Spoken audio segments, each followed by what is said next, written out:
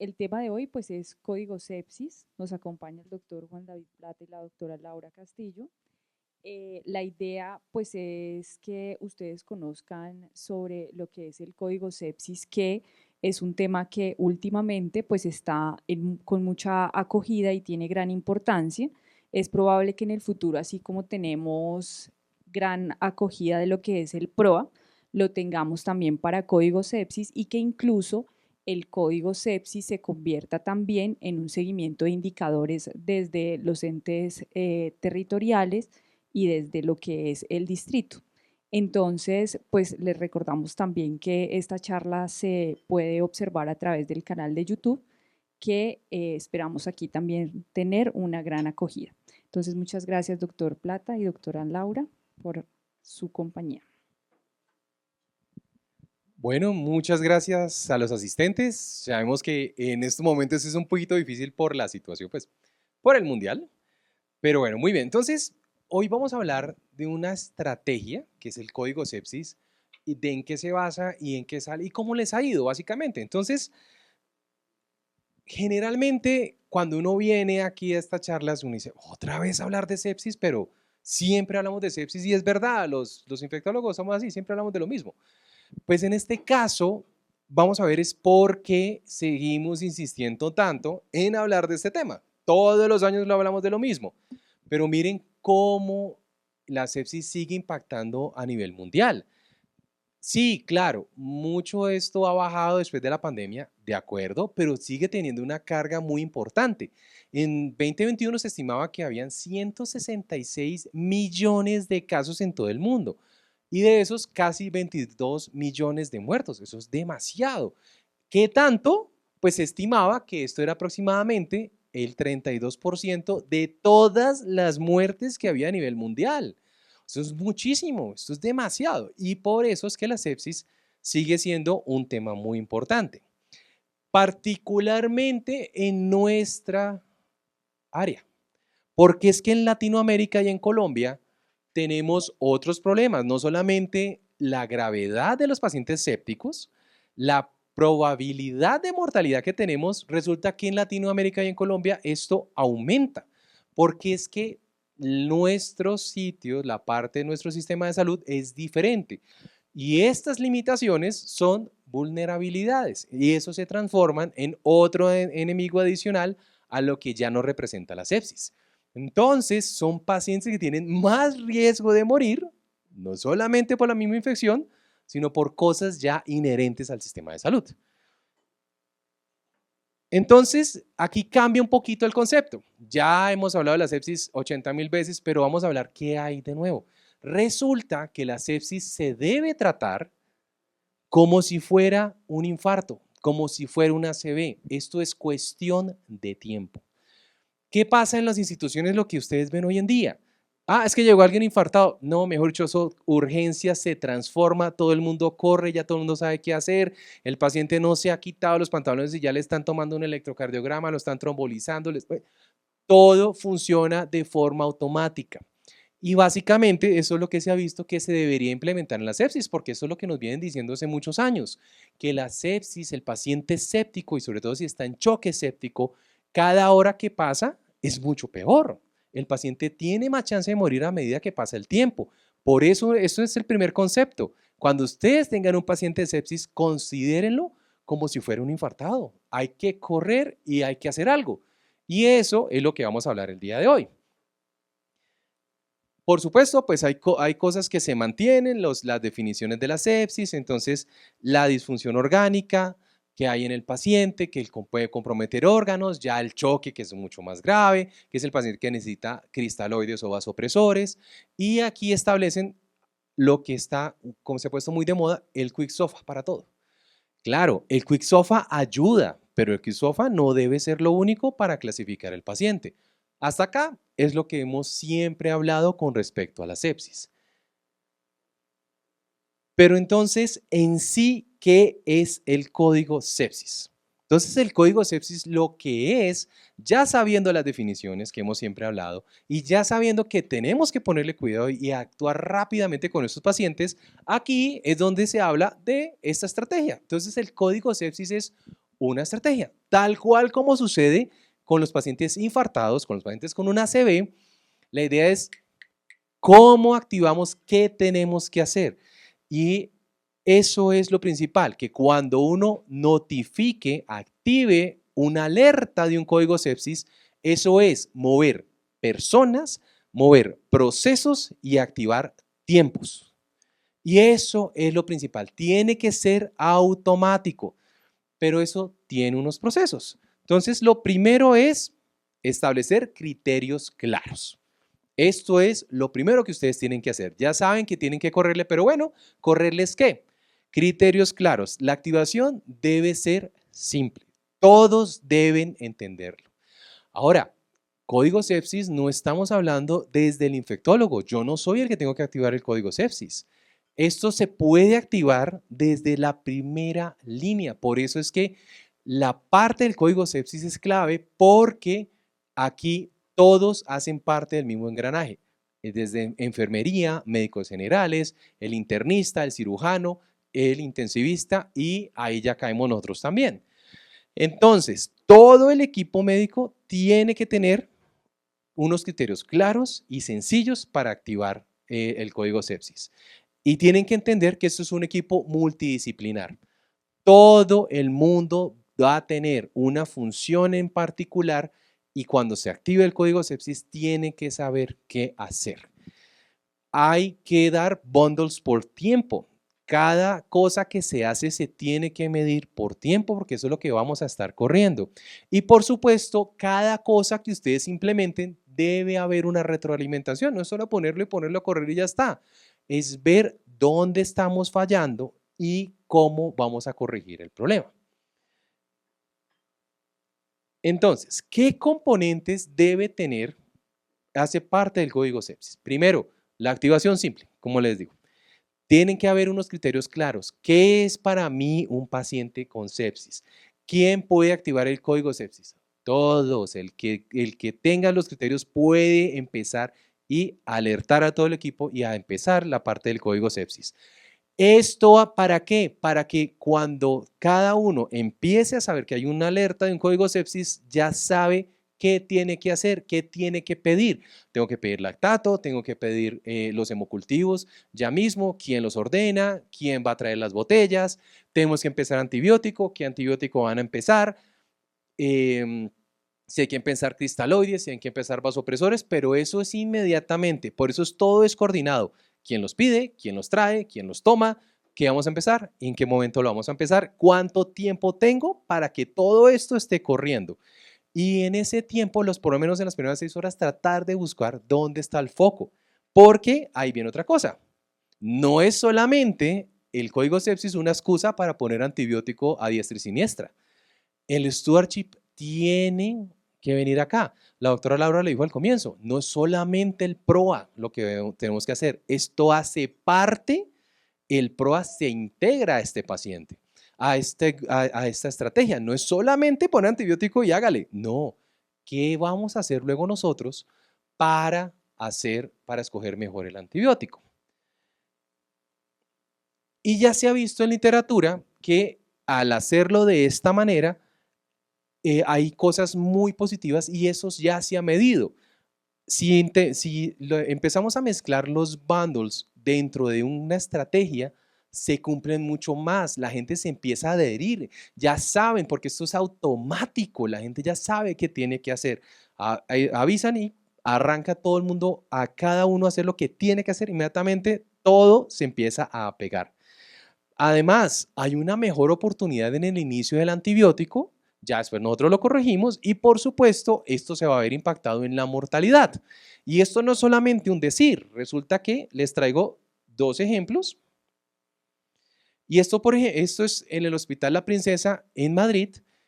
En particular, este estudio fue muy bonito porque hay una cosa que además les vamos a mostrar. Resulta que cuando uno habla de código sepsis no es solamente el paciente que está en cuidado intensivo. En el Hospital La Princesa lo que hicieron fueron pacientes de medicina interna, no solamente fue la UCI. Esto quiere decir que no solamente el paciente que está en urgencias es el que se le activará el código sepsis. Paciente que está hospitalizado también puede hacer parte. Por eso es que esto es institucional y todos pueden activarlo. ¿Y ellos qué encontraron? Primero, los cambios. Como les decía, si los metemos la estrategia en un bundle, ¿qué pasó? Que cuando incluían la toma de hemocultivos dentro de la estrategia del código sepsis, pasaron de 72% a 95%. En cuanto al control de la infección en 72 horas, pacientes que no estaban en el código sepsis, 55%. En el código sepsis, 81%. Y vean lo más interesante, que obviamente pues es la gracia de este tipo de estrategias, la mortalidad a 28 días. Pasaron de 42, casi 43% al 20%. O sea, la mitad. Eso es muchísimo. Y otro estudio acá de la fundación. Fue un estudio cuasi experimental en pacientes en urgencias. Aquí tenemos la autora del artículo, justamente ya va a hablar ahora. Miren que lo mismo se encontró en pacientes de urgencias. Entonces, fíjense que estamos viendo dos escenarios diferentes, pero el impacto fue igual. La mortalidad intrahospitalaria total se redujo de 22 al 13%. La mortalidad en choque séptico de 40 a 24%. Y la reducción relativa de riesgo de muerte fue aproximadamente del 40%. Entonces, miren que estamos viendo números muy parecidos en dos escenarios diferentes, con la misma estrategia. ¿Qué problemas realmente se han visto en algunas instituciones que han tratado de implementar el código sepsis? Primero, el reconocimiento tardío. Como les dije, tienen que ser criterios simples, criterios sencillos que todo el mundo lo puede aplicar. Entonces, cuando son criterios complejos, es que a mí no me parece, pero es que de pronto no, este paciente de pronto no es séptico, como que no activamos el código o lo activan y de pronto no es. Reconocimiento tardío. Falta de liderazgo institucional. Esto no es solamente ponerlo y córrale y hágale y todos hagan lo que se les dé la gana. No, la idea es que esto tiene que tener una cabeza. Todas las estrategias, todos los programas institucionales deben tener un doliente, porque es el que va a llevar esto al éxito. No hay retroalimentación, nadie les dice si van bien, si van mal, si van empeorando y dónde hay las oportunidades de corregir. Y por supuesto, no hay una educación al personal. Entonces son cosas, miren que son situaciones que son fáciles de resolver en papel, por supuesto, pero son cosas que se pueden resolver, son cosas que se deben agregar a la estrategia del código sepsis. ¿Y qué se ha cambiado? Al comienzo solamente se hablaba como del bundle inicial. Cumplan unos criterios y ya está. Esto era lo que se hablaba al principio de código sepsis, pero esto ha cambiado porque ya el código sepsis se ha formalizado más, ha empezado a coger mucho más molde, o sea, se ha vuelto más fuerte y ya ahora sí debe ser una respuesta institucional y esto ha llevado a que debe ser un programa hospitalario. Entonces, ¿qué diferencia? No es solamente a los bundles, es ponerle una cabeza, poner un responsable y tiene que haber liderazgo, medición y educación. Por supuesto, retroalimentación. Eso es lo que los lleva al éxito. ¿Qué viene más adelante? ¿Qué es lo que vendría para el futuro? Modelos de Machine Learning. Entonces, ponerle inteligencia artificial a esto. Esto es lo que va a venir más adelante. De pronto, formas de detección de sepsis más temprana para unificar esos criterios donde hay dudas si el paciente hay que agregarlo o no. Y por supuesto, ya estamos hablando de que el PROA tiene que agregarse al bundle. No es solamente ponga el antibiótico y ya está. Ahí entramos nosotros y hay que intervenir en la escogencia del antibiótico adecuadamente. Entonces, como vamos a ver, esto es para todo el mundo. Ustedes tienen que implementarlo desde la primera línea que va a ver al paciente, desde el médico general. De hecho, el médico general es el que más pilas está en esto. Ellos tienen que estar, vean si hay sospecha tempranamente, activar el código sepsis de una. Es desde acá. No es que venga y le pregunte y pase la interconsulta medicina interna a ver si de pronto. No, no, no, no, no. Si el médico general ya sospecha, es el primero que va a captar al paciente y el que más rápido lo va a coger. O sea que el médico general sí puede activar esto. Y por supuesto, tiene que si hay alguna duda, apoyarse a un internista, pero el internista debe conocer un poquito más a sus pacientes, no solamente el que está en urgencias, que es el que suele captar medicina general, sino el paciente que está hospitalizado, que son los que se suelen pasar desapercibidos. Estos pacientes también los debe captar el internista y, por supuesto, para el infectólogo es ya cómo va a cuadrar esos bundles, cómo van a ser los protocolos, cuál va a ser la terapia empírica, cómo va a cuadrar lo de los pacientes, cómo va a ser el desescalonamiento y cómo va a medir los indicadores del programa para ver dónde estará la retroalimentación. Entonces, ya un par de mensajes como para resumir lo que hemos hablado hasta ahora. La sepsis sigue siendo un problema muy grande. La sepsis no se ha ido y no se va a ir. La idea es que esto ya no sea tan grave como lo hemos visto en los últimos años. La idea es apoyarnos de cómo podemos mejorar estos indicadores. Por eso es que seguimos hablando de sepsis después de todos estos tiempos. El tiempo importa. Traten la sepsis, pues les digo, como si fuera un infarto, como si fuera una ACV, hay que correrlo. Entre más rápido ustedes intervengan en este paciente, mucho, mucho mejor. Y ahí implementen el código sepsis en la institución, pero esto no es una sola persona, esto es un equipo. La idea es criterios sencillos, optimicen procesos, involucren a todos los equipos, edúquenlo y hagan retroalimentación. Eso es parte del código sepsis. Ya hay evidencia, es que eso en Estados Unidos, no, aquí nosotros ya tenemos evidencia de que el impacto es bastante positivo y ahora lo vamos a ver, para eso esa es la charla del día de hoy. Y el futuro, por supuesto, es que ustedes lo pongan como un programa institucional. Acuérdense de los resultados, en código sepsis y sin código sepsis. Hemocultivos, casi el 95% si se ponen en código sepsis. El control de la infección es mucho mayor. La mortalidad se ha reducido a la mitad. En 12, como les mostré, solamente en 2 escenarios, urgencias y paciente hospitalizado en medicina interna. O sea que sí estamos viendo que hay un impacto positivo. Pero lo más importante es que ustedes, vuelvo a digo, que lo tomen como un programa de su institución. ¿Qué es la clave? Sospechar. Entonces, el reconocimiento temprano del paciente que es para el código sepsis. Actívenlo. No es, es que yo, espere, le pregunta al de al lado, es que el de pronto el que viene de turno, él tiene más conocimiento. No, para eso son los criterios, para activarlo tempranamente el código sepsis.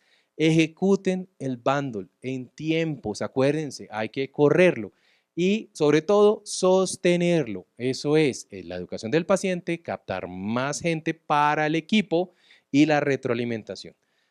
Muy seguramente que ahorita lo vamos a ver, gracias a esto, pues sí, claro, uno dice, ¿podemos vencer la sepsis? Bueno, pero por lo menos es una lucha que sí le podemos dar. Entonces, ahora les vamos a mostrar qué es que hemos estado haciendo en Fundación. Y muchas gracias.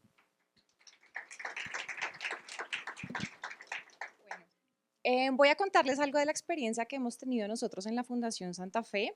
Realmente yo siempre pues prefiero contarles que nosotros tuvimos muchos desaciertos cuando empezamos, principalmente porque no tuvimos sobre quién referenciarnos. Y la idea de estas charlas es que ustedes de pronto puedan tener un apoyo mucho más específico y una base para no cometer los errores que nosotros desafortunadamente cometimos, en los cuales perdimos muchísimo tiempo. Quiero mostrarles más o menos nuestra historia, cómo ha sido el proceso, y nosotros nos demoramos aproximadamente 2 años convenciendo a las directivas de nuestro hospital que empezáramos este proceso. Son cosas que uno cree que no pasan, pero al principio no sé si tal vez no supimos vender la idea, no entendían de pronto la relevancia de esto, pero finalmente después de 2 años de estar insistiendo, decidieron darnos un apoyo institucional y eso fue en abril del año 2024. Empezamos a crear un equipo, empezamos a crear algoritmos, empezamos a trabajar y nos demoramos aproximadamente 1 año simplemente haciendo papeles, creando grupo, sin arrancar todavía el proceso. Una vez logramos alcanzar esto, empezamos todo este proceso en abril del año 2025 y yo siempre les cuento que nosotros fuimos súper cobardes al principio porque teníamos mucho temor, era un proceso tan transversal a todo el hospital que nosotros inicialmente dijimos, bueno, Empecemos con emergencias, con la UCI de pronto y vamos viendo si vamos avanzando. Gracias a Dios, uno siempre tiene en la cabeza y las directivas de nuestro hospital fueron muy exigentes y nos dijeron, no, pero ¿cómo van a poder con tan poquito? O pueden o no pueden, si no, no lo hagan. Entonces nos exigieron un montón más y por eso decidimos avanzar un poquito obligados y muy temerosos a seguir incluyendo hospitalización y demás. Y como pueden ver en esta gráfica, en junio del año 2025 se nos adhirió pediatría. Nosotros ya teníamos suficiente temor que fuera urgencias, hospitalización, UCI, y no solamente eso, sino que los pediatras dijeron, nosotros también queremos estar ahí. No teníamos muchas ganas, porque estábamos muy temerosos de verdad de lo grande que era el proceso y de lo difícil que era, pero creo que fue un acierto maravilloso haberlo hecho así. Después de eso, bueno, completamos un año y logramos incluir una cantidad importante de pacientes y uno de nuestros objetivos grandes para este año es lograr una acreditación internacional de nuestro centro y de nuestro código sepsis. ¿Cómo empezó esto? Entonces nosotros tenemos un grupo, empezamos inicialmente un internista, un emergenciólogo, un infectólogo, alguien de la UCI, del laboratorio, y creímos inicialmente, inocentemente, que con eso lo íbamos a lograr. Fueron pasando los meses y nos dimos cuenta que claramente jamás íbamos a poder con un grupo tan pequeño. Fuimos creciendo y creciendo y creciendo y justamente ayer hacíamos el recuento y en este momento somos 55 personas trabajando en el código sepsis de la fundación, a pesar de no ser un hospital tan grande, que seguramente ustedes trabajan en hospitales más grandes, pero quiero mostrarles cómo esto fue creciendo y cada vez encontramos personal más relevante. Por ejemplo, nos ocurrió que nosotros creamos todos nuestros algoritmos y, por ejemplo, no tuvimos en cuenta que el News 2, que fue la escala que nosotros elegimos, pues no servía para las pacientes maternas. Venga, llamemos al ginecólogo. El ginecólogo tenía una cantidad de cosas diferentes para aportarnos y así fue creciendo esto de una forma dinámica, pero siempre soy una convencida que la parte más importante del código sepsis es sin duda enfermería. Y a enfermería hay que darle un rol súper importante, a enfermería hay que empoderarlo y porque ellos son los primeros respondientes del código sepsis. Ellos no solamente son los encargados de darse cuenta qué paciente está mal, qué paciente se está deteriorando, sino que además son los encargados de hemocultivar, de poner al antibiótico, de poner en el orden adecuado los antibióticos, de ponerlos en Y cuando toca ponerlos en Y, de medir los niveles. Si nosotros no empoderamos enfermería, claramente el código sepsis no tiene cómo progresar. ¿Qué hicimos? Solamente les voy a mostrar un ejemplo de cómo fuimos creando los algoritmos. Esto Juanda les puede confirmar esta información, pero nosotros empezamos a crearlos. Miren, los hicimos y los deshicimos no sé cuántas veces. No, que aquí no va rombito, que aquí va cuadrito, porque entonces sí es una acción, pero a mí entonces llegaba alguien nuevo, oigan, pero no, eso no se puede porque entonces no hay tal cosa, y hágalo, y hágalo, y hágalo, hasta que lo fuimos puliendo y lo fuimos logrando. Cuando ya tuvimos el inicial, que fue el de emergencias, pues nos dimos cuenta que no nos servía para las maternas, claramente no nos servía para los niños, en nuestro hospital tenemos pacientes quemados, tampoco nos servía para los pacientes quemados, entonces tuvimos que ir haciendo en paralelo cada uno de los algoritmos hasta que finalmente lo logramos. Pero imagínense que lo más enriquecedor de todo esto es que uno cree que uno sabe un montón de sepsis, todo el mundo cree que sabe un montón, porque eso es fácil, porque todas las especialidades en algún punto tocan la sepsis y lo cierto es que la gente no sabe tanto. Pero lo más cierto de todo esto es que hay procesos que ya existen, pero que funcionan mal. Por ejemplo, les voy a mostrar algunas cosas que hicimos. Entonces nos dimos cuenta que sí, que funcionaban bien, pero nos dimos cuenta que habían cosas que no estaban funcionando tan bien como creíamos. ¿Y cómo se da cuenta de uno de esto? Pues cuando empieza a medirse. Cuando empezamos a medirnos nos dimos cuenta que, por ejemplo, los laboratorios de los pacientes se procesaban a la misma velocidad de alguien que llega por consulta externa a hacerte un cuadro hemático. Dijimos, pero ¿cómo es posible que el del código sepsis se procese al mismo tiempo o a la misma velocidad? Esto no puede ser. Esto ya existía y, por ejemplo, en nuestro hospital, cuando imprimen los stickers de los laboratorios, que este es el sticker normal, nos dimos cuenta que ya existía para los reportes críticos, por ejemplo, para una troponina. En urgencias lo que hacen es ponerle encima un sticker rojo y con esto los priorizan en el laboratorio. Nosotros ni siquiera sabíamos que eso lo hacían así porque pues no trabajamos en el área de urgencias, pero nos dimos cuenta que si solamente poníamos un sticker rojo, los paraclínicos tenían que salir en 2 horas. Entonces, ¿qué hicimos? Pues nos adherimos a un proceso que ya existía y decidimos que a todos los pacientes que se les activa código sepsis, pues también les ponemos el mismo sticker rojo y cuando hacen el check-in en el laboratorio, pues simplemente se prioriza. ¿Qué otro proceso pudimos optimizar? nos dimos cuenta, en nuestra institución tenemos tubo neumático. El tubo neumático es una herramienta maravillosa, pero ustedes no me van a creer, en nuestro hospital casi no se usaba. ¿Por qué? Por muchas cosas, por mitos, realidades, cosas que uno a veces no cree, y empezamos a indagar. Pero todo esto fue porque cada vez que medíamos indicadores y veíamos las fallas, decíamos, venga, ¿en dónde está la falla? ¿Qué es lo que está pasando? Entonces, por ejemplo, nuestros enfermeros muchas veces preferían enviar las botellas de hemocultivo con un muchacho de apoyo que se puede demorar un montón de tiempo mientras hace todo un recorrido de recoger varias muestras o lo que le corresponda hasta llegar al laboratorio, y es tiempo pues que se pierde para ir procesando estos laboratorios. Y simplemente lo que hicimos fue averiguar si eran verdad ciertos mitos. Por ejemplo, nuestros enfermeros decían, no, las botellas de hemocultivo, todo el mundo sabe que no pueden viajar por el tubo neumático. Entonces nosotros investigamos, ¿eso es verdad? Mentira, no es verdad. Las botellas de hemocultivo sí pueden ir por el tubo neumático. No, doctora, es que hay algunos antibióticos que no pueden ir por el tubo neumático porque la ampolla se rompe. Averiguamos, no era verdad.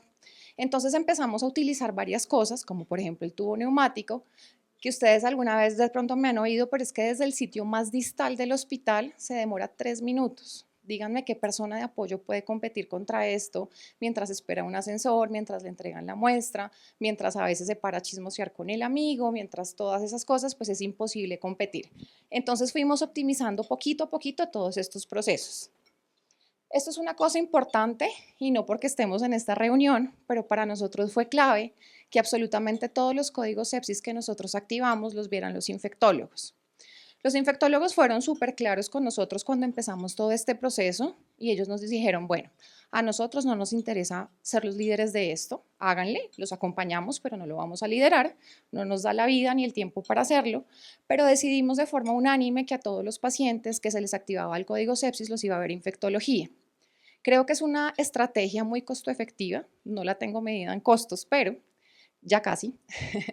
Y nos hemos dado cuenta que si bien es un costo extra que a todos los pacientes lo vea el infectólogo, pues claramente va a ser supremamente costo efectivo en tiempo de antibiótico, en reducir la cantidad de antibióticos que muchas veces se ponía para 3 tipos de gérmenes realmente de forma innecesaria. El seguimiento de los cultivos era mucho más óptimo y se les podía dar un manejo específico para el germen que tenía el paciente. Entonces, absolutamente todos nuestros pacientes los ve el infectólogo y para mí es una estrategia completamente ganadora. Creamos alertas en el sistema. ¿Esto qué hace? Esto hace que todo el mundo vea nuestro sistema que alerta, como pueden ver en esta foto. En nuestro hospital se llama C3 porque se llaman Centros de Cuidado Clínico y decidimos ponerlo así. Y entonces todo el mundo ve la alerta en el sistema. Entonces, este paciente es de código sepsis, ¿qué le pasó? Entonces ya lo cultivaron, ya le tomaron los gases arteriales, ya le hicieron el resto de paraclínicos. Y lo otro que hicimos, sé que la foto es muy mala, nunca he logrado que salga mejor, pero es que en todos los escritorios de nuestros computadores pusimos una carpeta. Es una carpeta que se llama C3 Sepsis. Todo el mundo sabe que cuando activa el código sepsis tiene que diligenciar una serie de datos para nosotros poder medir nuestros tiempos. Entonces, dentro de esta carpeta tenemos una nota de enfermería en donde enfermería escribe, vea, alertaron a tal hora, cultivé a tal hora, puse el antibiótico a tal hora, el news le dio tanto y le medí el lactato. Asimismo, los médicos hacemos nuestra tarea de otra forma y es que medimos otra serie de cosas, pedimos las interconsultas, pero hicimos un checklist para que absolutamente todo el mundo se diera cuenta y fuera fácil. Esto está en el 100% de los computadores del hospital y ha sido una estrategia que nos ha permitido tener adherencia al proceso porque el camino no ha sido fácil. ¿Qué más hemos hecho? Hicimos esto. No se ve mucho, pero nosotros hicimos unos papelitos. Estos papelitos que ven acá son unos papelitos que yo hago cada 20 días y los imprimo cada 20 días en un color diferente y yo misma los pego por todos los computadores del hospital. No se le olvide activar el código sepsis. ¿Qué hay que hacer? Esto, esto y esto y esto. Hemos utilizado todas las estrategias. Yo hago infografías, las mando por los WhatsApp de todos los servicios, hacemos charlas, hacemos las reuniones en los departamentos, en el de urología, en el de ortopedia, en el de cirugía, más o menos cada 3 meses. Educamos y repetimos, pero también hacemos papelitos para que a la gente no se le olvide. ¿Y qué hicimos? Una serie de estrategias de charlas y socialización. a enfermería, a terapia respiratoria, a todos los médicos, a los muchachos de apoyo, al laboratorio clínico, a químicos farmacéuticos, a regentes de farmacia. Hemos hecho un sinnúmero de eventos educativos en los que hemos participado muchos del grupo, emergenciólogos, infectólogos, como podemos ver, acá hay varios de ustedes que nos han ayudado en todos estos procesos y han permitido que cada vez sea mejor la educación frente al manejo de la sepsis. Sin embargo, en el camino nos dimos cuenta que no solamente bastaba con educar a los médicos, a los enfermeros, a los terapeutas, sino que también era clave educar a los pacientes. Entonces hicimos una serie de videos y de cartillas educativas para los pacientes y las familias. ¿Por qué? Porque necesitamos que esos pacientes y esas familias consulten de forma temprana cuando tengan los síntomas. Entonces hicimos unos videos súper bonitos que están colgados en YouTube, ustedes los pueden buscar, son preciosos. Los hicimos para adultos y para pediatría, que dicen, si su familiar está muy dormido, si tiene fiebre, si tiene escalofríos, si orina poquito, eso puede ser sepsis. ¿Qué tiene que hacer? Esto y esto y esto. ¿Qué es la sepsis? ¿Por qué pasa? Y son unos clips súper chiquitos que hicimos y han tenido una acogida increíble por todos nuestros pacientes y nuestros familiares. Además de eso, empezamos a analizar una serie de datos. Nosotros elegimos variables que diligenciamos en un REDCap y podemos ir midiendo cuáles son nuestros resultados. Y a partir de ahí, pues vamos corrigiendo cada uno de los procesos, como les venía mostrando en las diapositivas anteriores. ¿Qué hacemos? Y tal vez uno de los retos más difíciles es Nosotros nos reunimos los jueves de todas las semanas, nos reunimos más o menos 1 hora y media o 2, nos turnamos, una semana va pediatría o la otra semana van los adultos y vamos corrigiendo y optimizando cada uno de los procesos. Esto es difícil, no es fácil que todo el grupo, pues ya les conté que somos muchísimas personas, no es fácil que todos vayamos a todas las reuniones, pero en la medida de lo posible intentamos hacerlo híbrida, intentamos pues hacer que todo el mundo tenga una cierta adherencia para ir mejorando los procesos y que todos estemos alineados en lo que estamos haciendo. Ahora bien, les voy a mostrar algunos de los resultados que hemos tenido hasta ahora. En el último año hemos tenido aproximadamente 501 pacientes, sin embargo estamos 100% seguros que se nos escaparon otros 500 por lo menos. Todavía no tenemos la adherencia que quisiéramos al código, sabemos que se nos están escapando un montón y ya les voy a mostrar por qué, pero quiero mostrarles cómo ha sido el porcentaje de activación. El 92% corresponden a pacientes adultos y solamente un 7.6% corresponden a pacientes pediátricos. La razón de esto ya se las voy a mostrar más adelante, pero quiero mostrarles cómo ha sido el comportamiento de nuestro código sepsis. Entonces, de nuestros pacientes, aproximadamente el 63.8% corresponden a sepsis, mientras que el 36.2% corresponden a choque séptico, que es algo muy similar a lo que hay reportado en la literatura. Aparte de esto, hemos logrado diferenciar cuáles son los sitios de activación. Les voy a mostrar esta gráfica que es específica para los adultos. Nuestro principal foco de activación es sin duda emergencias. Ellos son los protagonistas de este proceso, ellos son los más importantes, son los que captan y capturan la gran mayoría de los pacientes. Después tenemos una activación en cuidado intensivo de aproximadamente el 23.6% y por último, hospitalización del 6.5%. Sé que esta gráfica no es tan clara, y uno dice, pero ¿por qué activan tantos en la UCI, cierto? ¿Se les infectan todos esos? Pues no, lo cierto es que no se nos infectan tanto, sí se nos infectan, no tanto como este porcentaje tan alto que estamos viendo acá, pero lo que nos pasa y una de nuestras brechas más difíciles de acortar ha sido que hospitalización activa muy poquito. Entonces lo que sucede es que nos llevan a todos estos pacientes en choque séptico a la UCI y es acá en donde los activamos, pero estos pacientes realmente pertenecen a hospitalización. Lo que pasa es que hospitalización no lo hace tan bien como quisiéramos. ¿Por qué? Pues porque es algo enorme. Esto de incluir a todos los grupos quirúrgicos, a todas las subespecialidades, hace que sea un reto difícil, pero en la medida que pasan los meses vamos mejorando estos números. ¿Qué ha pasado en pediatría? En pediatría es un poco más lógico la activación, la gran mayoría de ellos en efecto se activan en urgencias, ellos sí el segundo lugar lo tienen en hospitalización y el último lugar lo tienen en unidades de cuidado intensivo. Ellos tienen otras escalas, ellos utilizan el Fénix, el EVAT para poder activar todos estos pacientes, pero entonces ellos sí tienen una mejor activación en hospitalización a diferencia de los adultos. ¿Cuáles son nuestros focos infecciosos? Nuestro principal foco, sin duda, es el pulmonar, como pues igual a la literatura. Nuestro segundo foco es el urinario y el tercer foco es el foco abdominal. En la medida que pasaban los meses nos dimos cuenta que sí, este foco abdominal era muy importante y no le estábamos prestando tanta atención a ciertos aspectos como cuáles, por ejemplo, nosotros no teníamos incluido desde el principio un cirujano en nuestro grupo. Dijimos, pues no podemos sin el cirujano porque es que es el tercer foco que tenemos, así como el foco urinario. Entonces, ¿qué tuvimos que incluir? Incluimos a los radiólogos intervencionistas, a los urólogos y a los cirujanos para que ellos entendieran cuál era el afán, cuál era nuestra premisa de poder manejar a estos pacientes y derivarlos, por ejemplo, cuando fuera importante y cuando tuvieran un código sepsis. ¿Cuál ha sido el desempeño del código sepsis en nuestra institución? Yo sé que varios de ustedes han visto esta tabla que son nuestros indicadores. Nosotros creamos varios indicadores, pero voy a empezar de abajo para arriba. Nosotros tenemos proporción de mortalidad de pacientes a los 30 días para sepsis y para choque séptico, así como proporción de mortalidad hospitalaria para sepsis y para choque séptico, pero quiero mostrarles estos dos indicadores que realmente es uno de los retos más lindos que nosotros tenemos en este trabajo tan grande que hemos hecho. El primero es alcanzar la presión la presión arterial media de 65 milímetros de mercurio en estos pacientes en las 3 primeras horas. Uno creía que lo alcanzaba siempre y no es verdad. Cuando lo empezamos a medir nos dábamos cuenta que los pacientes incluso pasaban muchas más horas sin lograr las metas de reanimación.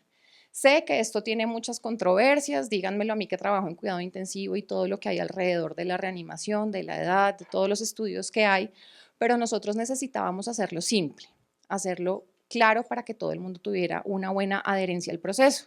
Decidimos quedarnos con los 65 milímetros de mercurio. Las guías del Surviving Sepsis Campaign recién publicadas siguen poniendo los 65 milímetros de mercurio. Hay ciertas aclaraciones frente a algunos grupos poblacionales, pero nos quedamos con ese estándar. Y ahora bien, quiero mostrarles este primer indicador. Entonces, en este tenemos 3 indicadores dentro de este. Tenemos la proporción de alcanzar la adherencia a estos 3 ítems en 1 hora, a la toma de hemocultivos, a la medición del lactato y al inicio de antibiótico antes de 1 hora. Entonces, todo esto hace parte de un mismo indicador, lo que significa que si una de estas tareas falla, absolutamente todo el indicador está perdido. Es un indicador muy exigente, pero que nos ha llevado a ir mejorando cada vez nuestro proceso. Y aquí se los voy a mostrar en esta gráfica. Nosotros empezamos, ni siquiera les puse las más viejas porque empezamos bien abajo y hemos ido progresando en la medida que vamos educando a nuestro grupo de trabajadores y hemos ido alcanzando la meta que nosotros tenemos. Nuestra meta de alcanzar este indicador es del 70%, estamos alcanzando aproximadamente el 77.3% y como dice el director de nuestro hospital, pero pues porque no alcanzan el 100%. Todavía no lo logramos, espero que algún día pudiéramos llegar a alcanzar el 100, estoy segura que con el tiempo lo lograremos, pero por ahora es realmente muy complejo que todo el mundo haga las 3 cosas en una sola hora, pero hemos ido mejorando como lo podemos ver en esta gráfica. ¿Qué hacemos nosotros en cada una de las reuniones y mes a mes medimos cada uno de los indicadores? ¿Cómo lo hacemos? Entonces nosotros lo hacemos a través de mapas de calor. Lo que hicimos fue dividir cada una de las áreas, entonces aquí abajo tenemos el total institucional, acá tenemos hospitalización, UCI y emergencias, y aquí vemos cada uno de los indicadores, entonces este es el indicador conjunto, inicio de antibiótico, lactato y hemocultivos en menos de 60 minutos. Entonces lo que hacemos es ir viendo en dónde fallamos. Por ejemplo, este mes, miren por ejemplo lo que pasó acá. El indicador conjunto de la UCI se cayó un montón, 63.2%, muy bajito, nuestra meta es 70%. ¿En qué fallamos? Entonces el lactato se midió perfecto, los hemocultivos se tomaron bien, pero no empezamos el antibiótico sino en el 78.2% de los pacientes. Y así vamos midiendo cada una de las áreas. Por ejemplo, veamos aquí hospitalización en este mes alcanzamos solamente el 54.2%, pero es porque si no alcanzamos cada uno de los indicadores, pues no nos va a alcanzar a sumar para todos y no lo podemos lograr. Ahora miren lo que nos pasa con pediatría. Los pediatras son mucho más juiciosos. Los pediatras además tienen la fortuna que son un grupo mucho más cerrado, es un círculo mucho más selecto, no hay tantos actores en el proceso y hace pues que sea mucho más fácil el trabajo. Entre más azul, más adherencia al proceso y miren cómo están ellos. Ellos alcanzan el proceso en muchos de los aspectos 100%, 90%, 84.8%, pero claramente pues ellos tienen un grupo de pacientes mucho más pequeño y mucho menos actores que les ha permitido lograr llegar a eso. Nuestra meta de presión arterial media. Entonces, también hemos tenido meses buenos, hemos tenido meses malos. En los últimos meses hemos alcanzado el 100% de la meta de presión arterial media, pero quiero mostrarles que empezamos muy abajo y eso que no les muestro más atrás. No alcanzábamos las metas de presión arterial media, pero de lejos. Aquí esta es una gráfica que a mí me gusta mostrarles y es que en febrero de este año este indicador, miren cómo se nos cayó y nosotros no entendíamos qué era lo que sucedía. Después descubrimos que habían cambiado los residentes y no los habíamos socializado. Entonces son cosas que uno no va notando hasta que está midiéndose y midiéndose y viendo estas curvas de forma constante, pero miren entonces los últimos meses como si hemos alcanzado el 100% del indicador en cuanto a la reanimación hídrica y de vasopresores de estos pacientes. Mortalidad, entonces mortalidad hospitalaria en adultos. Esto es tal vez una de las gráficas más lindas que siempre me gusta mostrarles, porque cuando uno está empezando a hacer esto, uno se quiere rendir un montón de veces. Yo de verdad les juro que he intentado tirar la toalla 100 veces porque de verdad es complejo, es mucha gente, la gente al principio empieza con entusiasmo y a la tercera reunión no quiere volver, uno encuentra una cantidad de brechas y de procesos que la gente dice, pero algo tan simple, ¿cómo no lo podemos resolver? Pero cuando uno empieza a ver estas gráficas dice, bueno, lo tenemos que resolver de alguna manera porque realmente vale la pena.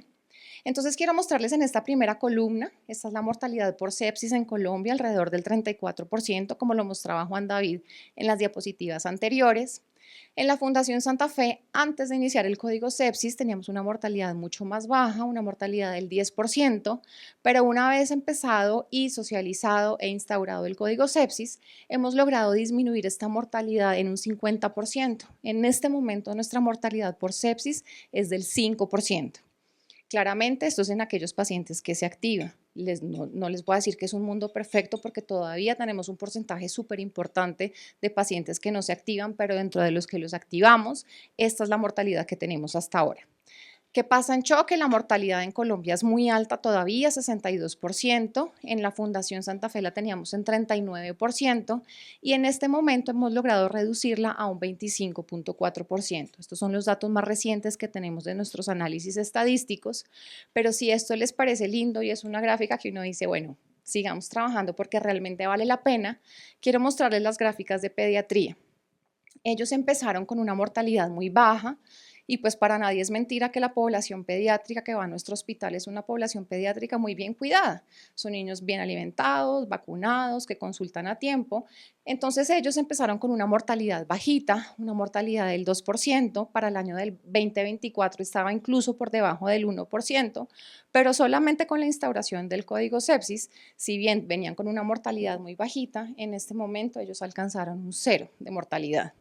Es decir, estos pacientes no solamente ellos alcanzaron la meta, sino que la superaron. Cuando uno se pone a pensar que el hijo de uno pudo haber caído en esta estadística, pues uno dice, hey, esto realmente vale la pena. Nos dimos cuenta además que no solamente valía la pena disminuir la mortalidad por sepsis y por choque séptico, sino que teníamos que hacer mucho más que esto. ¿Y a qué me refiero con esto? Y es que todos nos preocupamos porque los pacientes no se mueran, pero pues no nos preocupamos por qué pasa con ellos. Nosotros los vemos a ellos de forma constante, nosotros estamos haciendo consulta post-UCI y vemos el deterioro de estos pacientes después, el estrés postraumático, el dolor crónico, la depresión y otra cantidad de cosas importantes que siguen ocurriendo en el proceso y quiero mostrarles cómo nosotros hemos medido la calidad de vida de estos pacientes. ¿Cómo lo estamos haciendo? Lo estamos haciendo de dos formas. La primera es que les hacemos una llamada telefónica a los 30 días del egreso del hospital. ¿Cómo lo hacemos? Una enfermera jefe lo hace y nosotros adaptamos la escala Eurocol, que es la única validada en Colombia en cuanto a calidad de vida para este tipo de pacientes, y nos hemos dado cuenta que estos pacientes, la gran mayoría, como lo vemos en las barras azul claro, no tienen problemas de movilidad, de dolor, de ansiedad, de depresión. Un porcentaje que no es menor tienen alteraciones leves y un porcentaje mucho menor tienen alteraciones moderadas. ¿Y esto a qué se debe? Uno, pues a la detección rápida, que hace que duren mucho menos tiempo hospitalizados, que estén menos graves, que posiblemente no progresen a choque, pero además nosotros desde el principio y en nuestro protocolo, porque nosotros así lo decidimos, no hubo muchas razones diferentes a lo que hay en la literatura y a lo que nosotros decidimos, y es que desde el principio a estos pacientes los ve terapia física, nutrición y psicología. Entonces, este estado hipercatabólico, acompañado de un buen nutricionista, de un buen terapeuta físico y de un buen psicólogo, hace que todas estas escalas y todos estos ítems no permitan que el paciente se deteriore más. Me voy a devolver a esta diapositiva y es que la mortalidad a 30 días también la hemos medido. Entonces, estos pacientes cuando egresan también los seguimos de dos formas, no solamente con la llamada telefónica, sino también a través del RUAF. Nosotros nos metemos con las cédulas a ver si el paciente simplemente sigue vivo o no sigue vivo. Y hemos encontrado que los pacientes a 30 días, cuando se activa el código sepsis, también hemos logrado una mortalidad de 0. Más allá no lo sabemos, no los estamos pudiendo seguir. Nuestro objetivo es lograr seguirlos incluso a 90 días por lo menos o a un año. Estamos en todo este proceso, hemos avanzado en la consulta post-UCI que ya la tenemos instaurada, tenemos problemas administrativos para el pago de ella, pero ahí vamos en el proceso. Pero yo creo que esto ha sido algo supremamente retador y ganador para nosotros. Hemos hecho 1000 eventos educativos y creo que esto es muy importante en el proceso. Y esto es lo que más me gusta a mí, son los videos que les mostraba en YouTube de cómo hemos logrado educar a nuestros pacientes y a sus familias. En nuestro hospital es un centro trasplantador de órgano sólido, de médula ósea, es un sitio de remisión de muchos pacientes que vienen por fuera y nos hemos dado cuenta que si nosotros no educamos a nuestra población, esta población no va a consultar en el momento adecuado porque simplemente no lo saben. En la medida que los hemos educado, esto ha ido mejorando. Hicimos una cartilla, que es esta cartilla que ustedes ven acá, se llama Educación del Paciente y su Familia, en donde les explicamos todo de la sepsis en un lenguaje normal, en un lenguaje coloquial, para que ellos lo entiendan y sigan la adherencia. Ellos se lo llevan para su casa en físico y en un QR y ellos pueden darse cuenta cómo lo hacen y es súper lindo el proceso porque ellos han empezado a compartir estas cartillas con sus familiares y entonces la gente cada vez entiende un poquito más de la sepsis y esto es muy bonito para todo este proceso. ¿Qué retos tenemos y hacia dónde vamos?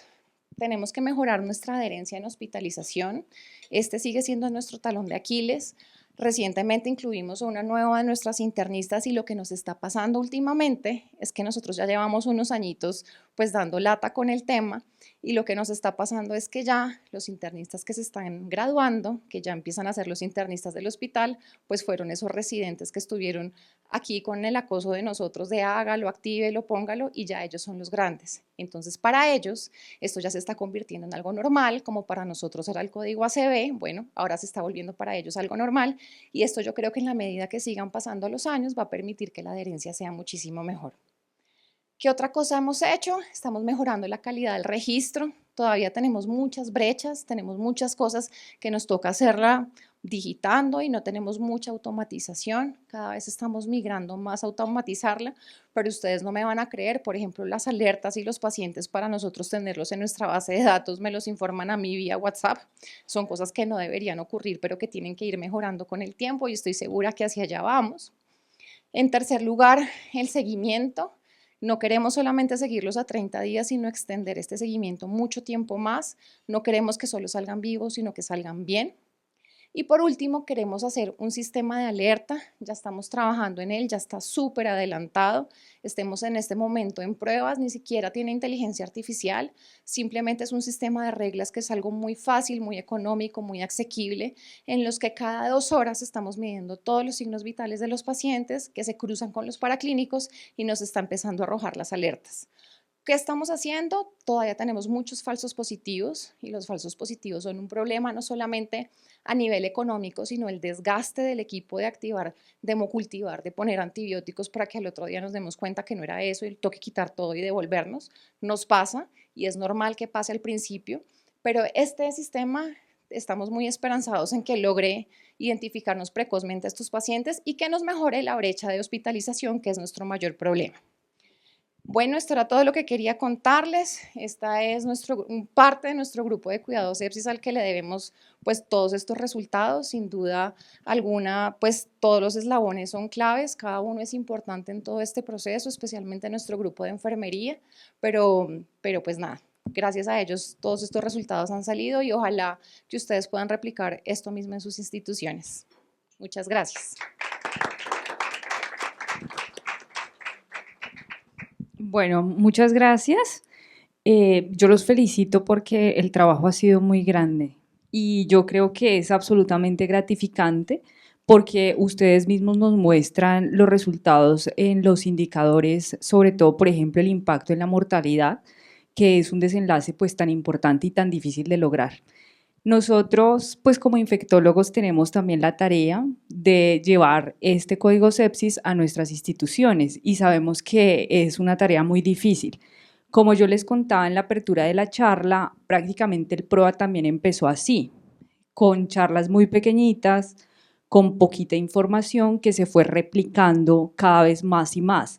Y lo más probable es que esto suceda con el código sepsis.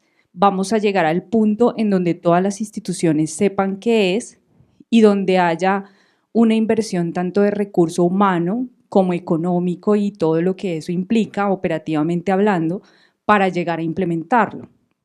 Yo pues sé que ustedes tienen preguntas, pero yo quisiera empezar preguntándoles dentro de las barreras que ustedes han encontrado precisamente para esa ejecución y esa implementación, ¿cuál consideran que es de pronto la más importante? Hay muchas, y el doctor Plata y la doctora Laura ya nos los mencionaban, pero ¿cuál consideran ustedes que es de pronto la más importante y la que nosotros como líderes también del proceso en las instituciones deberíamos vencer y trabajar de manera más fuerte y de manera más prioritaria para lograr implementarlo de forma exitosa? Creo que hay varias y tuvimos que enfrentarnos a diversas barreras, pero yo creo que una que más vimos como que fue más difícil fue como presentárselo al personal médico, porque es que decían, no, pero ¿cómo así? Ahora me van a decir a mí que yo soy el que más sé de sepsis, o a mí es que para mí no es sepsis porque es que es mi paciente quirúrgico, entonces, ¿cuál bundle y cuál estrategia de nada, nada? O sea, yo creo que eso es lo más difícil, ¿no? Una de las cosas que más lucharon fue esa resistencia a algo nuevo, o porque sentían, no sé si era como una forma de decirles cómo hacer las cosas, pero uno le dice, no, mire, es que es por el bien de todos, por el bien de su paciente, y esa resistencia ha bajado cada vez más, que ahí es donde tenemos unos puntos difíciles, me parece a mí. Yo creo que la brecha más grande es que todos somos muy egocéntricos y entonces trabajar en equipo no se vuelve tan fácil. Cada uno cree que tiene la razón y mientras cada uno no decida entender que todo el mundo es igual de importante, que el emergenciólogo es clave, que el infectólogo es clave, que el del laboratorio es clave, yo creo que eso hace que la barrera sea más grande. En el momento en que todos entendemos que acá no importa quién es el protagonista, sino que si todos andamos juiciosos y sincrónicamente esto funciona bien, yo creo que es de pronto la barrera más difícil de vencer. Y la otra barrera es que las cosas no están medidas. Entonces, realmente todo el mundo cree que se hacen mejor de lo que se hacen. Miren que si yo les mostrara los números del principio, es que yo creo que me queda muy mal mostrárselos, pero los números del principio son vergonzosos. Y entonces, pero yo estoy segura que nadie creía que eran tan malos. Por ejemplo, esos números que les mostraba de alcanzar la presión arterial media en 3 horas, es que, pues, estoy segura y todo el mundo decía, pues obvio que las alcanzamos. Pues no, no es verdad. Cuando lo empezamos a medir nos dimos cuenta que eso no era verdad. Y el problema más grande es que la gente hoy eso no lo tiene medido. Entonces cree que va súper bien, entonces decirle, oiga, no, no va súper bien, empiece a hacerlo bien, es una cosa que es retadora y yo creo que el ego juega un papel grande ahí de no saber bajar la cabeza y no aprender a trabajar en equipo. Bueno, muchas gracias, Juan Pablo. Gracias. Nuevamente felicitaciones. Un trabajo pues ejemplar. Yo creo que para muchos de nosotros termina siendo muy importante las experiencias que ustedes adquirieron en este proceso y felicitaciones pues porque ya tenemos incluso desenlaces clínicos.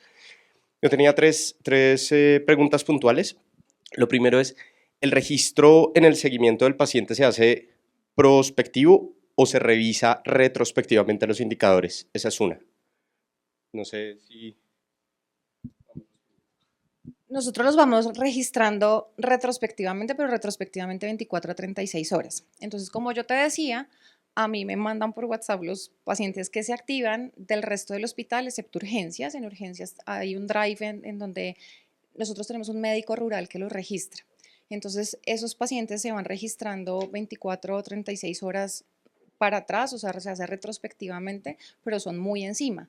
Tenemos además un chat más chiquitito en donde ya no está todo el grupo completo, entonces decimos ahí, que hubo, listo, se activó el paciente de tal cama, que hubo, ya lo vio terapia, ya lo vio rehabilitación, infectología no ha hecho la nota, hay que hacer tal cosa, entonces ahí nos vamos como presionando un poquito para ir alcanzando las metas. Vale, gracias. Esa es, digamos, una.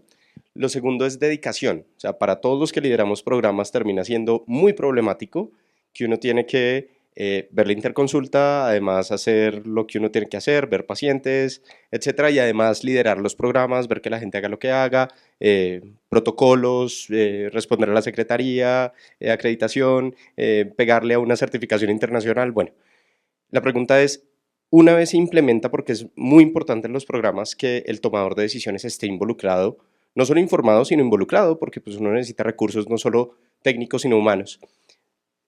¿Lograron dedicación exclusiva a Código Sepsis en alguno de los perfiles? Enfermería, medicina, especialistas, etcétera, ¿o no se ha logrado? Nadie tiene dedicación exclusiva a ninguno. Listo, de acuerdo. Sí, siempre, a todos nos pasa.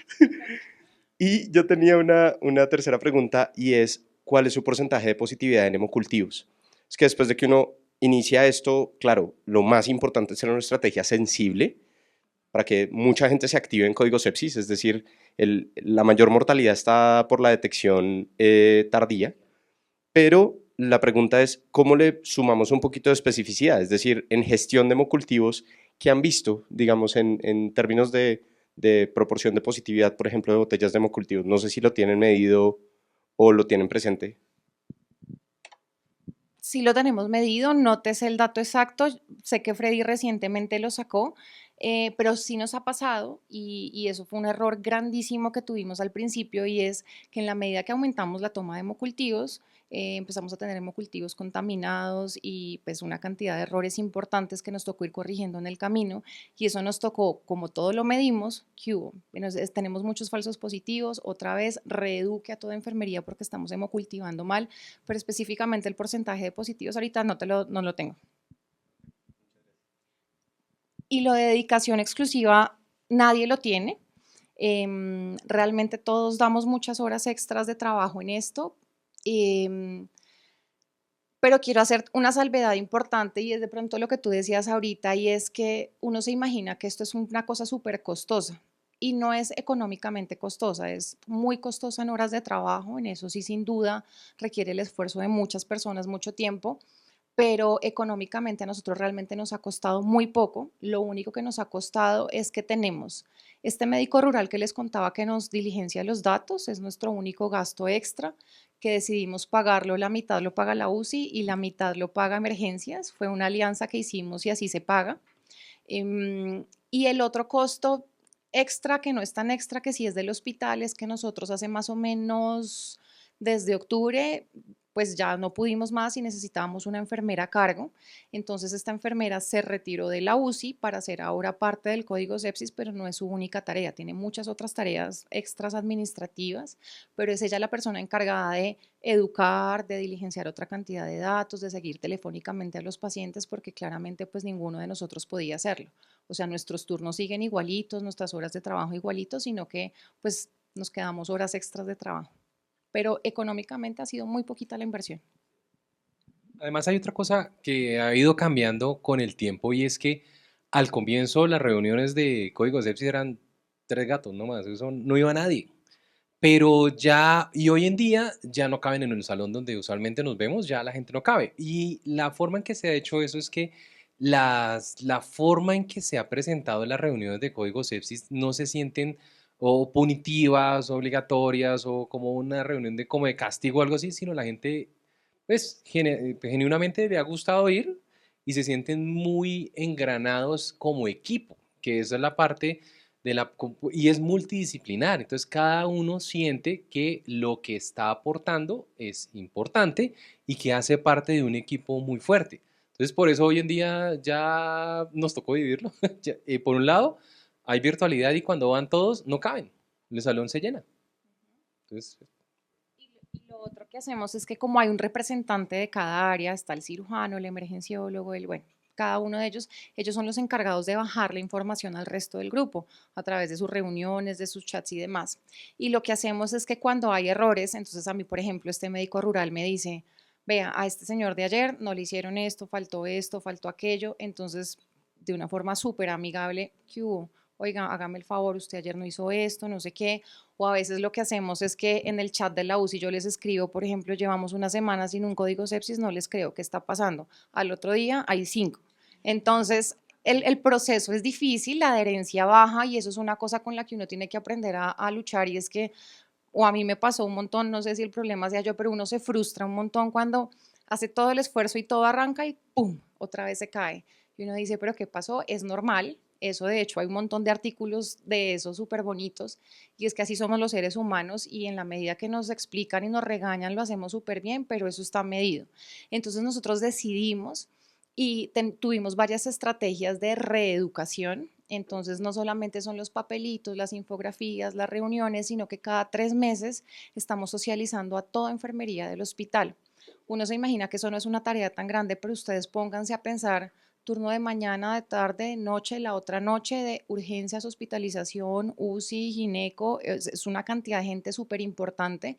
Entonces lo que hacemos nosotros es que nos turnamos y volvemos y socializamos y eso es impresionante cómo vuelven y suben los indicadores. Nos pasó otra cosa súper linda y es que, por ejemplo, socializando a los grupos quirúrgicos, ellos son chistosísimos, eso es como ir a un kinder, uno a darle una charla de sepsis, es súper curioso, pero ellos, pero ¿cómo así? Entonces, ¿yo qué hago? Y pues yo no entiendo cuándo es sepsis, pero explíqueme otra vez. Entonces, muchos dicen, venga, ¿puedo llamar al internista y ya? Sí, llámelo y él se encarga de hacer todo. Y realmente funciona, pues, sí, y está bien, ellos son buenísimos en otras cosas que nosotros no y viceversa. Entonces ellos dicen, y si yo lo llamo y ya él me lo resuelve, sí, él se lo resuelve. Entonces para nosotros un eslabón súper importante fueron los residentes de medicina interna. Y por eso ustedes vieron esa gráfica que se nos cayeron los indicadores porque no caímos en cuenta que habían cambiado. O sea, un error tan simple, tan tonto, no lo vimos. Ahora ya tenemos medido cada vez que cambian los residentes para volverlos a estar socializando. Bueno, ahora que ustedes hablaban del tema de costos, yo creo que también lo están midiendo, ¿no? O sea, ver el impacto en la reducción de costos, porque sabemos en las instituciones que PROA tiene un gran impacto en todo lo que implica los costos, la interconsulta o el concepto del infectólogo igual, y pues en otras instituciones fuera de Colombia claramente ya eso está claramente también medido, que hay un gran impacto en la reducción de costos en todo lo que implica la atención del paciente cuando se implementa el código sepsis. Y una cosa que también me llamó la atención de lo que ustedes mencionaban es que involucraron a los pacientes, ¿no? En el código sepsis. Y eso es muy interesante porque yo recuerdo que dentro de todos los códigos que existen en medicina, el código de ACV es muy claro para los pacientes y los familiares de los pacientes. Los pacientes saben cuándo su familiar, perdón, el familiar puede identificar fácilmente cuando un allegado de él puede estar en un código y llegan incluso a urgencias. Yo me acuerdo de mis turnos de medicina interna diciendo, mi papá, mi mamá tiene un ACV y uno dice, pero ¿de dónde sacó eso? Y es tanta la difusión de esa forma de identificar rápidamente ese código ACV que es súper interesante que involucren a los pacientes y que ¿qué enseñanza les dan ustedes a los pacientes? La primera pregunta es esa y la segunda es si tienen indicadores alrededor de eso del paciente. Listo. Entonces, en cuanto a la educación de los pacientes, eso es súper lindo. Nosotros, de hecho, tenemos, se llaman pacientes profesores y ellos se encargan de darle clase a los pacientes. Están en todas las áreas, por ejemplo, no sé, el paciente trasplantado le explica a los que van a trasplantar cómo es, qué pasa, qué se siente y demás. Aquí estamos haciendo lo mismo. Entonces, también nos hemos dado cuenta que uno intenta educar a los pacientes y uno desafortunadamente este léxico y esta jerga de nosotros a veces no es tan llegadora para los pacientes por más que uno intenta hablar en términos más básicos, pero cuando va un mismo paciente a explicarle a los pacientes es increíble cómo tienen mucha mejor acogida. Claramente la clínica de una CB es mucho más fácil de reconocer, pero por eso tratamos de dejarlo súper claro y de hacer ítems, videos, gráficos, cartillas. Ustedes verán las cartillas tan lindas que hicimos, que también nos demoramos siglos haciéndolas y editándolas las veces que ustedes quisieran. Pero cuando uno les muestra a ellos el QR y ven el video, porque además, por ejemplo, lo hacíamos en la cartilla, pues si el paciente está intubado ahí, ¿qué hacemos? Pero entonces cogíamos al familiar, venga, necesitamos que usted vea estos videos para que cuando vuelva a pasar otra vez esto. Y lo otro que hacemos es que además a ellos les hacemos una encuesta de satisfacción cuando se van del hospital. Señor, ¿usted entendió que era la sepsis? ¿Usted supo qué le pasó? ¿Usted sabe si esto le puede volver a pasar? ¿Usted entendió cuánto tiempo se tiene que seguir tomando el antibiótico? Entonces ellos mismos nos evalúan a nosotros. Y una cosa importante que tú nos decías, que si estamos midiendo los costos de estos, sí, pero si ustedes no han empezado, los invito a que hagan algo diferente a lo que nosotros hicimos. Cuando uno va a medir costo-efectividad, uno tiene que tener los costos y la calidad de vida para poder medir los cuales y poder hacer estudios de costo-efectividad. Como nosotros no hicimos eso antes, que fue una de nuestras grandes falencias, nos tocó hacer estudios de costo-consecuencia, no de costo-efectividad, porque no teníamos los cuales medidos de esos pacientes antes. Si ustedes van a empezar, aprovechen y mídanlos antes para poder hacer cosas de costo-efectividad. Nosotros lo tuvimos que hacer, sí, con costo-consecuencia y ya casi van a salir publicados esos artículos, pero pues no lo pudimos hacer como hubiéramos querido porque cometimos ese error grave que nadie nos enseñó. Yo se los digo para que no cometan el mismo error. Y lo otro es que voy a decir algo que no es tan bonito de decir, pero claro, estamos en una institución costosa, en donde todo vale mucho, entonces los costos siguen siendo importantes, pero aún así el impacto ha sido súper bonito y espero que próximamente podamos mostrarles esos artículos.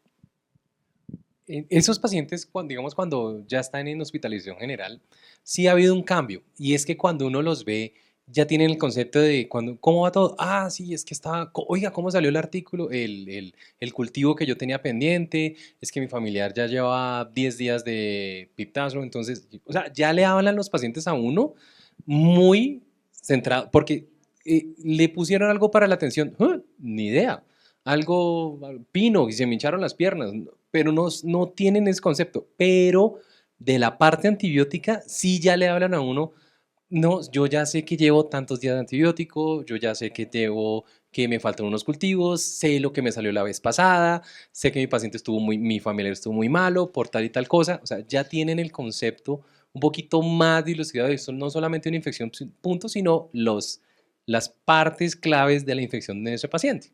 Entonces es mucho más sencillo también para el egreso, qué les hace falta y cómo va todo. Entonces sí, claro, sí se nota la diferencia. ¿Tienen alguna otra pregunta? Beatriz.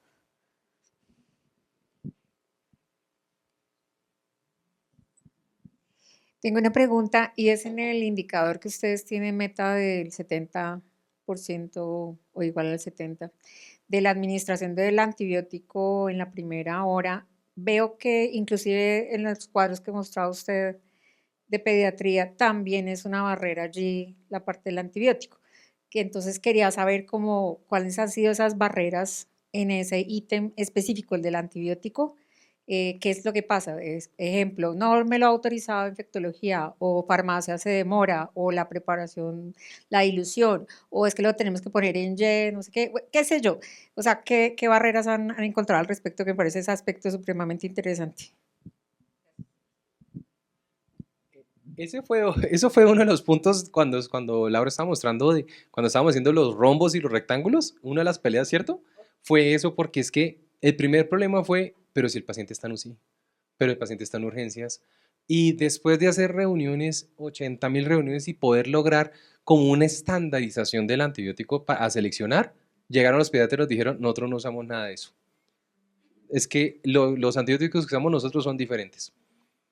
Entonces nos tocó hacer un algoritmo paralelo para la escogencia del antibiótico. Entonces, eso fue un trabajo muy largo, yo creo que fueron varias reuniones, fueron justamente para, y también estamos ahorita, lo que queremos hacer ahora es implementar las guías que tenemos, asociarlas ahí, pero sí nos costó mucho llegar a la escogencia del antibiótico, estandarizarlo, fue muy difícil, la verdad, fue muy, muy complicado. Sí, yo te voy a ser súper sincera. Para nosotros farmacia fue un dolor de cabeza terrible. Nosotros hicimos de todas las formas, o sea, enfermería entendía clarísimo que tenía que ponerlo, que lo priorizaba en el sistema, todo eso perfecto, pero farmacia era un talón de Aquiles bravísimo. Incluso nosotros, por ejemplo, tenemos farmacia en UCI, farmacia en emergencias, hospitalización si no, pero es que era una cosa que de verdad no, yo puedo decirte que fueron no menos de 10 reuniones que vengan, pero ¿qué pasa? No, no lo vamos a hacer, no podemos, pero ¿por qué? ¿Qué es lo que pasa? Y yo le contaba alguna vez, creo que Santiago me ha oído varias veces decir eso, pero ¿qué pasa? Entonces, no, pero entonces, ¿cómo sabemos que es código sepsis, doctora? Pues porque enfermería le avisa. ¿Pero cómo me avisa? Pues por el teléfono. Nosotros no contestamos el teléfono. ¿Por qué? Pues porque no podemos, porque no nos alcanza el tiempo. Entonces, ¿qué hacemos? Y al final, después de muchos ires y venires, de verdad, de frustraciones, de reuniones que uno decía, pero es que no puede ser que un proceso tan simple no funcione, nos dimos cuenta que era simplemente un clic en el sistema que daba prioridad. Entonces, en nuestro sistema, que es un sistema súper viejito y súper básico, los enfermeros tienen la opción de dar un clic en priorización de medicamentos. No tienen que ser antibióticos, puede ser cualquier medicamento. Cuando ellos dan ese clic de priorización, farmacia sí o sí tiene la obligación de despacharlo en 15 minutos. Entonces, todas 1000 reuniones para darnos cuenta que solamente era un clic que tenía que hacer enfermería para que ellos entendieran que tenían que despacharlo en 15 minutos. Esto es la verdad y eso nos costó, pero lágrimas, pero al final lo logramos. Pero no al punto que queremos, todavía nos falta mucho, sobre todo, como te digo, en hospitalización, que es donde peor nos va con el tema, pero el despacho de farmacia es lo que más se demora. Y lo otro que nos pasaba es que el registro tampoco es tan fácil. ¿Por qué? Porque enfermería claramente está hemocultivando, poniendo el antibiótico, pues se sienta a registrar horas después incluso. Entonces nos dábamos cuenta que el registro, y al principio nos pasó mucho con los indicadores, es que, por ejemplo, el código sepsis se activó a las 9 y enfermería escribió a las 11 que puso el antibiótico. Entonces nos tocó pulir muchísimo eso y por eso hicimos notas prehechas para enfermería, porque si enfermería lo registra a las 11, pues queda 2 horas después, pues no se cumplió el indicador.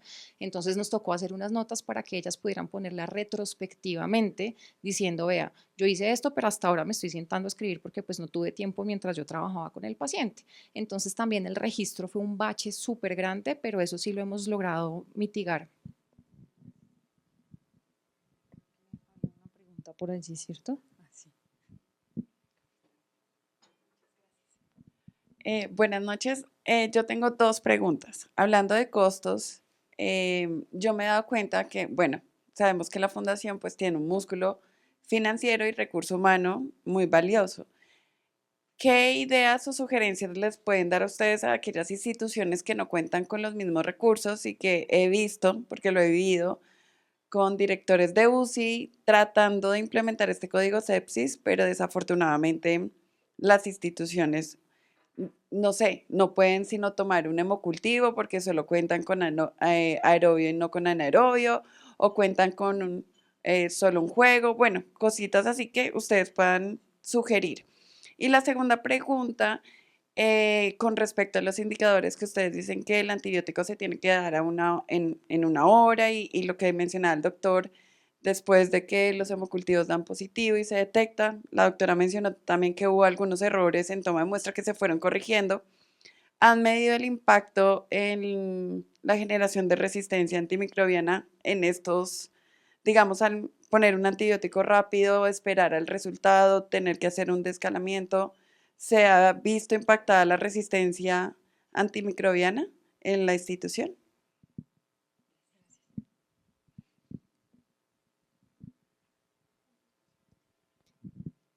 Yo creo que una de las cosas más de pronto, o sea, lo que pasa es que en este tipo de estrategias, la forma clave para hablarle a un directivo es el impacto positivo que va a tener. Obviamente se tiene que adoptar, no quiere decir que todas las instituciones tengan que tener YouTube y como lo que tenemos nosotros y que el paciente... No, no, no, no, no. La ventaja de esas estrategias es que a la larga no suelen ser muy costosas, se pueden adaptar a cada persona. Pero es lo mismo que pasaba con el PROA. Cuando el PROA empezó, incluso con Juan Pablo lo hablábamos alguna vez, decían, pero a mí, ¿para qué yo voy a contratar a un infectólogo para hacer pruebas y eso lo hace el internista? ¿Sí? ¿Qué me ahorra uno? Pero entonces, es decir, sí, listo, no, el impacto se va dando conforme uno vaya adaptando la estrategia. Cuando uno habla en números, porque es que con los directivos no es de hablarle, es que le bajé la resistencia del estafilococo del 50 al 40%, que uno dice, wow, no, no es por ahí. Pero si uno le dice, le cambié el girocama de la UCI, porque el paciente lo arrancamos temprano, ya no estuvo una semana, sino estuvo 3 días, y el ahorro es muy superior, mejor dicho, lo que uno le ahorra por muchos hemocultivos que uno le pide, no lo va a llegar uno hasta allá. Entonces, ahí uno puede pedir un poquito más, de pronto adaptarlo ahí. La idea de estas estrategias es adaptarlo a lo que uno tiene en cada institución. No tienen que ser 50 enfermeras, 50 infectólogos, 10 internistas. No, no, no, no. Lo que uno tiene, un infectólogo, 3 enfermeras, alguien de farmacia, ya está, un residente. Listo. La institución, con eso funciona, porque es que lo que hemos visto nosotros, digamos, desde que lo empezamos, esto va haciendo como una onda. Empieza uno con 3 gatos y empieza a crecer cada vez más porque las otras personas empiezan a incluirse. Y eso no implica tener que, digamos, lo que nos estaban preguntando, que si hay algo selectivo, digamos, alguien que esté exclusivo para esto. No, nosotros no lo hemos hecho, no es a nadie exclusivo, pero no estamos haciendo tampoco cosas fuera del horario, ni nada punitivo, sino que cada vez la gente se ha involucrado más sin necesidad de aumentar los costos. Entonces, es eso, es medir la institución que se tiene con que uno arranque con esto. Y si hay el cambio positivo, la gente se le empieza a pegar a uno.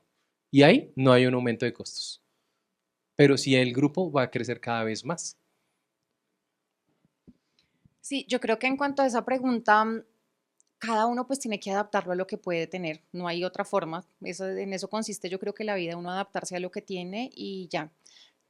Creo que hay dos cosas grandes por decir ahí. La primera es que yo creo que hay que quitarnos esa barrera de pobreza de la cabeza. Simplemente, o sea, uno cree que solo en los países maravillosos lo logran hacer. Mentira, nosotros acá también somos capaces de hacer cosas chéveres.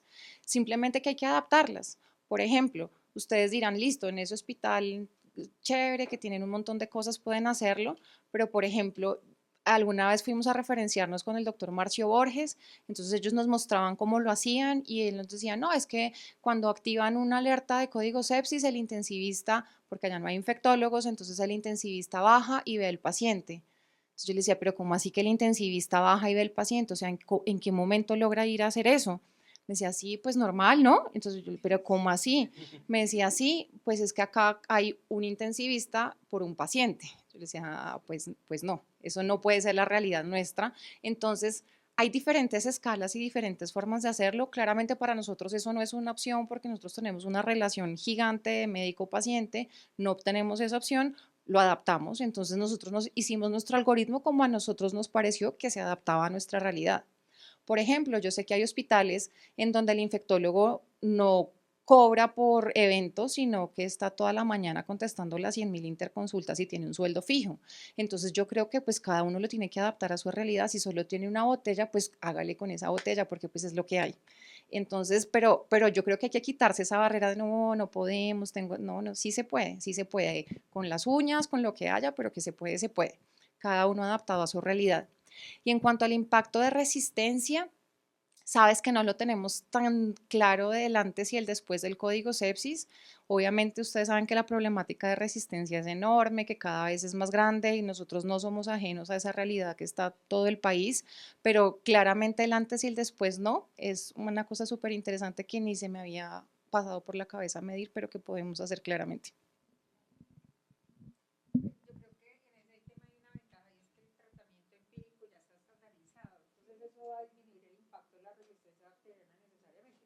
Que sea una cosa interesante medir, obviamente que sí, pero pienso que ya cuando hay un consenso y está el tratamiento empírico, pues ¿sabes qué nos pasa? Evitamos esa resistencia precisamente. ¿Sabes qué nos pasa? Eso sí lo tenemos súper medido y es que el emergenciólogo empezó el antibiótico en la noche.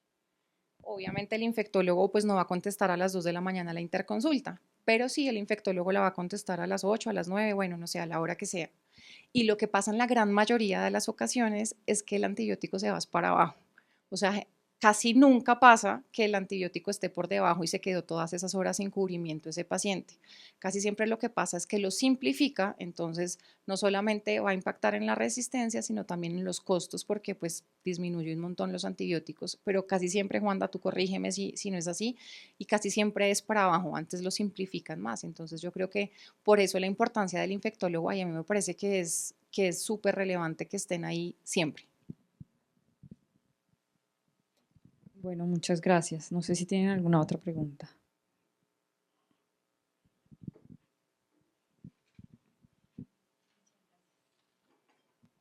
Bueno, yo no soy ni médico ni infectólogo, yo soy del laboratorio, allá en el lugar oculto.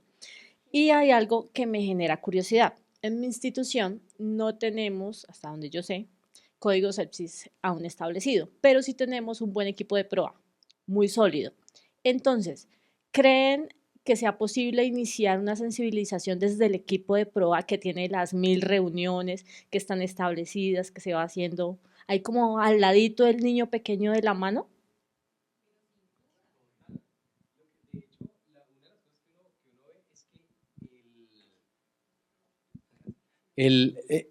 Perdón. Claro, por supuesto, total, es que el equipo de proa es una columna, no más. O sea, esto es algo adicional. Finalmente, proa viene después del código sepsis, pero tiene que hacer parte. Es que hay que hacerlo, porque es que si no, se vuelve algo indiscriminado, un uso indiscriminado de antibióticos y el proa tiene que estar ahí. Entonces, la ventaja es que cuando uno empieza, digamos, con lo que hablamos ahorita, es que casi que uno empieza un pro antes de ya uno ya está haciendo proa de pronto con otro término, pero ya de una vez, como uno está involucrado con ese paciente de entrada, yo no está haciendo modificaciones. Y luego ya, ahora sí el pro oficial, vuelve y hace otro ajuste conforme. Entonces, claro, sí se puede. Yo creo que sí y es parte del grupo de prueba que puede incorporar sepsis más prueba y que se vuelva un grupo más grande. Por ejemplo, nosotros, ¿sabes qué hicimos? El grupo de pruebas es más chiquito que el de código sepsis, pero el grupo de prueba está dentro de código sepsis, o sea, somos los mismos trabajando en todo este proceso. Yo creo que sin duda si esto no está engranado no va a funcionar. Claramente los dos grupos en ningún momento trabajan en contravía, todo lo contrario, es un mismo grupo y desde ahí tiene que partir. No hay duda de eso, que hay que trabajar de la mano. Y yo creo que ese es el reto de esto, aprender a trabajar juntos y a nosotros, no sé por qué, creo que se nos ha dado súper. Todos trabajamos muy bien de la mano y yo creo que ahí está el reto, ¿no? Encontrar gente que quiera meterle el hombro a esto, que le meta las ganas y yo creo que eso es lo más importante de todo esto, encontrar al líder de cada sitio que quiera meterle el hombro, pero sin duda trabajar juntos es el éxito de esto. Bueno, ahora sí, ¿alguna otra pregunta o comentario? Bueno, muchas gracias por haber asistido. Los esperamos en los próximos jueves de ASIN. Recuerden que hay un jueves al mes que realizamos estas actividades y que son absolutamente enriquecedoras. Muchas gracias por su asistencia.